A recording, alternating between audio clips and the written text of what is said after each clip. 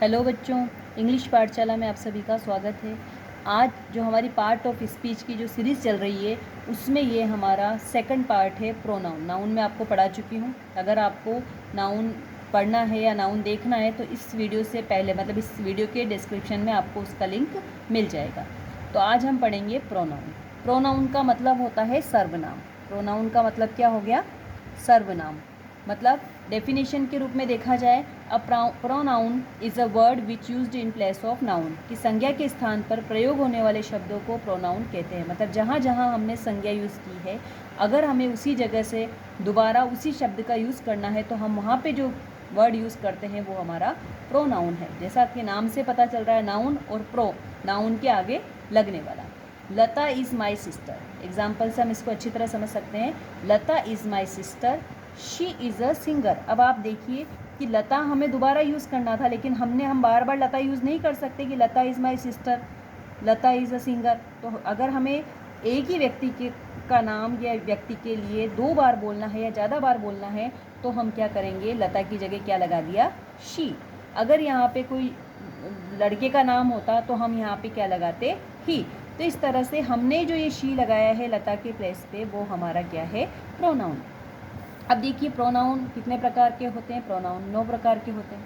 पहला आता है हमारा पर्सनल प्रोनाउन। जैसे हमने देखा था नाउन के लिए पर्टिकुलर था, इसी तरह से पर्सनल प्रोनाउन जो है वह भी किसी खास वस्तु या व्यक्ति का बोध कराता है। जो शब्द किसी प्राणी या वस्तु का बोध कराते हैं, जैसे कोई पुरुष का, स्त्री का या किसी प्राणी का या वस्तु का, वो हमारे पर्सनल प्रोनाउन कहलाते हैं। This is my bat, give it to me. This is my bat, ये जो बैट है, गिव इट, इट यहाँ पे किसके लिए आया है? बैट के लिए। तो बैट की जगह हमने दोबारा जब यूज़ किया है तो हमने क्या लगाया यहाँ पे? इट। तो this is my bat, give it to me. तो ये हमारा क्या हुआ? प्रोनाउन। मतलब हमने बैट की जगह यहाँ पे इट लगाया है, तो इट जो है हमारा पर्सनल प्रोनाउन हुआ। पर्सनल प्रोनाउन 3 प्रकार के होते हैं, फर्स्ट, सेकंड, थर्ड। फर्स्ट जो प्रोनाउन है वो हमारा फर्स्ट पर्सन में आई और वी आता है, सेकंड में यू आता है और थर्ड में ही, शी, इट और दे आते हैं। अब सेकंड आता है हमारा रिफ्लेक्सिव प्रोनाउन। जो सर्वनाम काम का प्रभाव कर्ता पर पड़ना प्रकट करे वह रिफ्लेक्सिव प्रोनाउन कहलाता है। मतलब जो कार्य हो रहा है उसका प्रभाव किस पे पड़ रहा है? सब्जेक्ट पे। तो अगर जिस काम के होने का प्रभाव सब्जेक्ट पे पड़ता है तो वो हमारा रिफ्लेक्सिव प्रोनाउन कहलाता है। जैसे आई सा माई सेल्फ, किसने देखा? मैंने देखा, मैंने खुद ने देखा।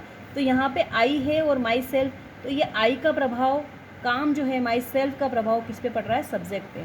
तो देखिए आप, शी हर्ट हर सेल्फ। इस तरह के जो प्रोनाउन होते हैं वो रिफ्लेक्सिव प्रोनाउन कहलाते हैं।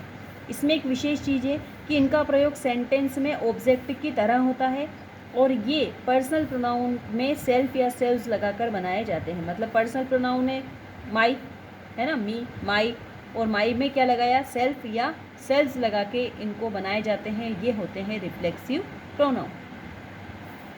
इसके बाद नंबर 3 पे आता है डेमोन्स्ट्रेटिव प्रोनाउन। जैसे नाम से ही पता चल रहा है, संकेतवाचक सर्वनाम इनको कहते हैं।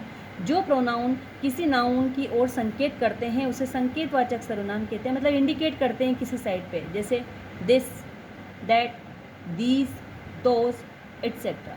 तो ये किसी नाउन या प्रोनाउन की तरफ संकेत कर रहे हैं, दिस, दैट, एट्सेट्रा। तो ये हमारे डेमोन्स्ट्रेटिव प्रोनाउन हुए। जैसे दिस इज़ माई बुक, ये बुक मेरी है। दैट इज़ योर पेन, वो पेन तुम्हारा है। तो ये दिस और दैट हम किसको दिखा रहे हैं? किसी चीज़ को इंडिकेट कर रहे हैं, किसी पेन की तरफ दिखा रहे हैं कि this is my book. That मतलब दूर पड़ी हुई किसी चीज़ के लिए बता रहे हैं, तो दैट इज़ योर पेन। तो इस तरह से हमने इन चीज़ों का दिस और दैट का यूज़, दिस का पास में कोई चीज़ है तो यूज़ करते हैं, दैट दूर है तो जिसको इंडिकेट कर रहे हैं, दीज मतलब बहुवचन में है, और दोज जो है दैट को दोज में अगर वो बहुवचन में है तो भी हम उसका उपयोग करते हैं। इस तरह से संकेतवाचक जो सर्वनाम है हमारा डेमोन्स्ट्रेटिव प्रोनाउन है, वो this is my book and that is your pen, किसी न किसी चीज़ की ओर इंडिकेट करते हैं, संकेत करते हैं। यही इसमें होता है। नंबर 4 पे आता है हमारा इंट्रोगेटिव प्रोनाउन। इंट्रोगेटिव हम नाम से जानते हैं, जैसे कि प्रश्नवाचक सर्वनाम। जो प्रोनाउन प्रश्न पूछने का काम करता है वह हमारा इंट्रोगेटिव प्रोनाउन हो गया। जैसे who are you, what is your name. तो अगर उसमें कोई प्रश्न पूछा जा रहा है तो वही प्रोनाउन हो गया। इस प्रोनाउन के तुरंत बाद वर्ब आती है, बस हमें ध्यान रखना है कि इस प्रोनाउन के तुरंत बाद क्या आएगी, वर्ब आएगी। जैसे हु आर यू, तो प्रोनाउन जैसे हमने पूछा है तो उसके जस्ट बाद क्या आएगी, यहाँ वर्ब है, ये हेल्पिंग वर्ब है, इस तरह से क्या आएगी, वर्ब आएगी। नेक्स्ट आता है हमारा नंबर 5 पे रिलेटिव प्रोनाउन। रिलेटिव हम जानते हैं संबंधवाचक सर्वनाम, जो प्रोनाउन दो वाक्यों को जोड़ते हैं या अपने से पहले प्रयुक्त नाउन या प्रोनाउन से संबंध बताते हैं, वह हमारे रिलेटिव प्रोनाउन कहलाते हैं। जैसे दिस इज़ द बुक, यह वो किताब है, विच आई गेव यू, जो मैंने तुम्हें दी, जो विच जो वर्ड आया है ये हमारा रिलेटिव प्रोनाउन है। से this is the book which I gave you, तो आप देखिए ये सेंटेंस में कि दिस इज़ द बुक एक सेपरेट सेंटेंस है, आई गेव यू ये एक अलग सेपरेट सेंटेंस है, लेकिन इन दोनों को जोड़ने का काम, रिलेट करने का काम कौन कर रहा है, विच, तो यही हमारा रिलेटिव प्रोनाउन है। इसके बाद 6 नंबर पे आता है हमारा एम्फेटिक प्रोनाउन, दृढ़ता सूचक सर्वनाम। इसका प्रयोग दृढ़ता या जोड़ दिखाने के लिए किया जाता है। जैसे हम आई सा द थीफ, हमने ये वर्ड बोला, लेकिन अगर मैंने इसमें आई माई सेल्फ, हाँ मैंने खुद ने, ये सब शब्द जोड़ दिया, मतलब जोड़ लगाने के लिए हम जो पहला अपना सब्जेक्ट होता है उसके साथ में इसका उपयोग करते हैं। इससे पता चलता है कि हमने हमारी बात पे कितना जोड़ दिया है, कितना दम लगा के हमने हमारी बात को कही है। जैसे आई माई सेल्फ सा द थीफ, हाँ मैंने खुद ने चोर को देखा है, तो जोड़ लगाने के लिए हमने इसमें क्या जोड़ा है, my self, you your self, he himself, she her self. तो इस तरह से अगर सब्जेक्ट के बाद में यह शब्द लगा हुआ है, ये वर्ड लगा हुआ है, तो ये जोड़ देने के लिए, इंडिकेट करने के लिए, उसको थोड़ा दृढ़ता, एम्फेटिक जो अपना प्रभाव दिखाने के लिए इसका यूज़ किया जाता है। अब इसमें खास क्या है कि कर्ता के तुरंत बाद आते हैं, मतलब ये अभी मैंने जैसा आपके बताया आई माई सेल्फ, तो माई सेल्फ कहाँ आया, आई कर्ता के या सब्जेक्ट के जस्ट बाद माई सेल्फ आया है, तो ये कर्ता के तुरंत बाद आते हैं। और यदि इन्हें वाक्य से हटा दो तो भी पूर्ण भाव प्रकट होता है। जैसे मैंने बोला था आपको कि आई माई सेल्फ सा द थीफ, अगर माई सेल्फ हटा भी दें तो आई सा द थीफ, मतलब इससे कोई प्रभाव नहीं पड़ता है, कोई फ़र्क नहीं पड़ता, लेकिन हमने उस अपनी बात को जोड़ देने के लिए आई के साथ माई सेल्फ लगाया है। अगर हम अपने सेंटेंस में से माई सेल्फ को हटा भी देते हैं तो सेंटेंस का अर्थ नहीं बदलेगा, लेकिन अगर हमें जोड़ देना है तो हम माई सेल्फ उसके साथ में लगाएंगे। इसके बाद 7 नंबर पे आता है इंडेफिनेट प्रोनाउन, मतलब इंडेफिनेट नाम से पता चल रहा है अनिश्चयवाचक है। इसमें किसी व्यक्ति या वस्तु की कोई निश्चित बोध नहीं होता है। जैसे सम बॉयज़ वर प्लानिंग, कौन से बॉयज़ पता ही नहीं है, तो इसमें इस तरह के वर्ड आते हैं, सम, अ फ्यू, मैनी एट्सेट्रा, तो ये इंडेफिनेट प्रोनाउन होता है।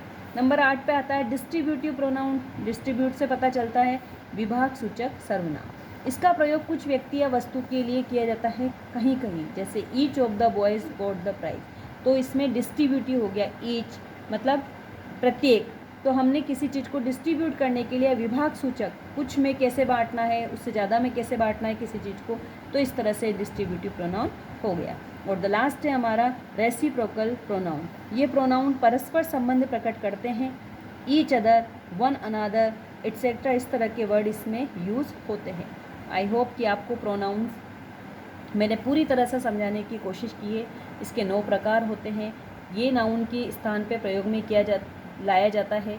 अब आप नाउन देखेंगे, नाउन के बाद हमने प्रोनाउन पढ़े हैं, प्रोनाउन के पूरे प्रकार पढ़े हैं, और इसके बाद आपको इसके आगे मैंने जो पार्ट ऑफ स्पीच की जो सीरीज चल रही है उसमें आपको नेक्स्ट वीडियो मिल जाएगा।